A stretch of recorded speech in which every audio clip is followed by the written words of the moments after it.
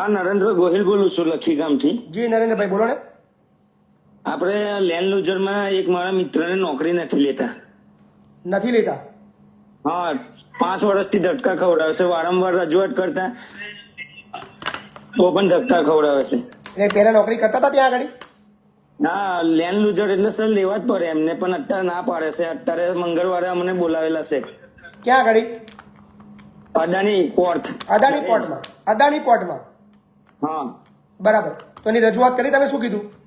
રજૂઆત અમે સર 5 વર્ષથી કરીએ છીએ. એવું કહેવા માંગે છે કે તમને 10 લાખ રૂપિયા આપીએ, તમને નોકરી નહીં શા મળે. માટે? પણ શા માટે? એવું તો એ કાયદો તો એવું કહી રહ્યો છે કે તમારે નોકરી આપવી જ પડે એમને. હા તો સર અમે રજૂઆત કરી, એના માટે અમદાવાદ ઓફિસ પર ગયા અમે, જી. તે ના પાડે છે.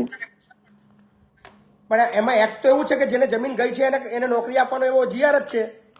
હા, એટલે જીઆઈડીસી તો કહે છે આપવાનું, પણ અદાણી કંપની ના પાડે છે. અદાણી કંપની